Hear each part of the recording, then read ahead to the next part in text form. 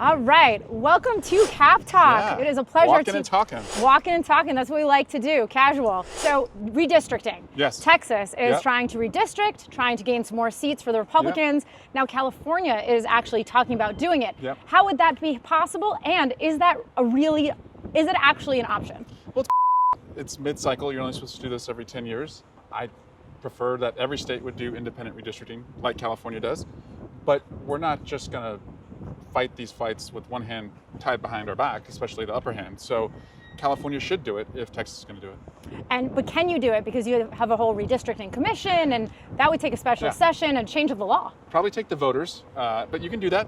You can have a special session. You can have a special election. So this is a very real proposition for California. It's real to me, and I'll support what the governor wants to do. So who is one of your closest friends on the other side of the aisle? I've got a lot of friends on the other side of the aisle. Might surprise you. Yeah, I'm on the cybersecurity subcommittee, the senior Democrat. Andrew Garbarino's the chairman.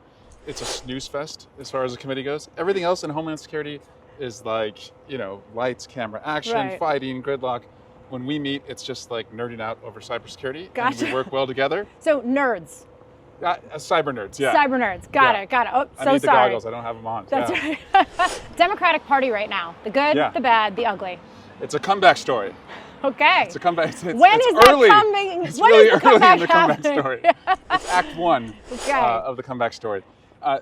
Look, I also believe it's dance with the one that brought you. Healthcare has always been our issue, and for whatever reason, that's an issue that Republicans keep wanting to mess with. And so, for us, it's not just protecting your care and having healthcare that's affordable. I think it's investing in innovation. And as these guys are firing cancer doctors and getting rid of NIH research funding, I see a real opportunity there. But affordability, that's top of mind for most families right now. And I think we would be foolish to run away from that. Let's get to sort of the bad and the ugly. Yeah. Where are things not looking great right now? Well, we need to get our confidence back. Losing the 2024 election was demoralizing. And understanding who would lose rights because of it has been demoralizing to watch. You have a Virginia, New Jersey governor's race coming up in November, a Pennsylvania Supreme Court race coming up in November. If we win those three, close the year with 4 big victories statewide, I think that gives us the confidence, that gives our volunteers, I think, the momentum that they're going to need to go and not just win 3 seats in the midterms, but win 30 plus seats. That's what you hope to have as far as momentum. And I'm a sports guy, and I think in politics, just like sports, momentum begets momentum. Immigration raids in California. Yeah. What impact is that having on the state right now? It's terrorizing families, and it's breaking the promise of going after the worst among us. That's what we were promised. And instead, we've seen masked ICE agents who look like bank robber bandits, terrorizing communities, scaring the out of women, rightfully so, putting themselves at risk because I think their own safety is at risk if they're going in masked and not identified.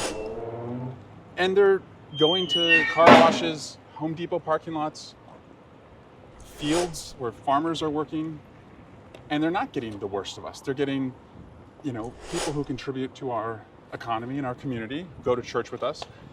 And most Americans and Californians are saying, well, that's not what I signed up for. And so, as Democrats, I think it's a good position for us to be in if we're in the majority that will unmask ICE, that will only fund, the deportation of the most violent, and not, go after people who want to go through a legal process and want to contribute to our community. You mentioned farmers. What impact are these raids having on these farmers, many of whom probably voted for Donald Trump? That's a betrayal if they did, and I wouldn't blame them for feeling that.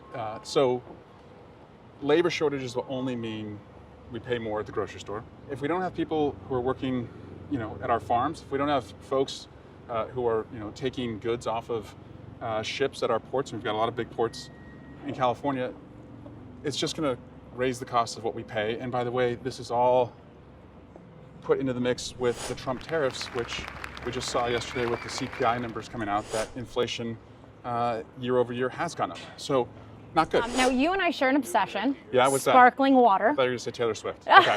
Sparkling water. I do like it. Wow, that's a whole other video. Go ahead. And you specifically love Hal's. I love Hal's. Now, why Hal's over, let's say, Pellegrino or regular club soda? LaCroix is also in my district. I love yeah. LaCroix. Okay. And the factories in my district. But you know what? It was a longtime friend who just had it at his house, and I became obsessed with black cherry house, and it's really good.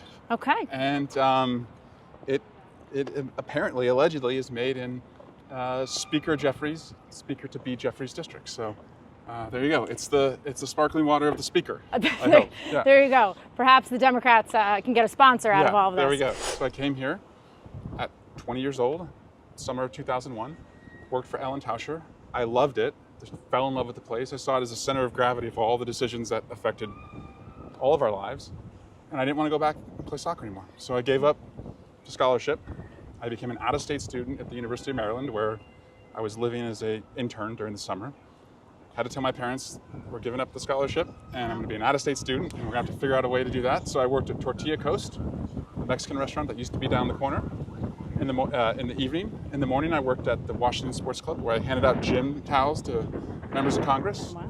So you gave out towels in a gym that you now work out in? I do, yeah. And full circle. Also happens to be like one of the most sacred places at the Capitol. Like the gym. I see at the Congressional Gym why people came to Congress, because there's no cameras there. There's no committee hearings. Like they're just their real self. And so I'll be on a treadmill next to a Republican on an elliptical, and that could be somebody who's like kicking the shit out of me on TV news the night before, but we can just be like two guys at the gym talking. Yeah, the gym's a special place. A lot of deals get done in the gym. Who knew? Yeah. Deals get done. And let me just tell you one other thing. Yeah. There's a lot of people at the gym who should be wearing gym towels when they walk around. And it's always the people that should be wearing them that don't wear them. Always the case. Not naming names, but. I mean, by all means, please name names. Yeah. Well, it's nice to hear that Same there's here. bipartisanship, at least at the gym, and that you're all human, after all. We are. All right, well, this was Cap Talk. With Representative Swalwell. We got our steps in. Thank you so much. Really appreciate it. I'll let you get back to work. Right. Have a good one. See ya. This is Jackie Koppell for NewsNation in the Hill.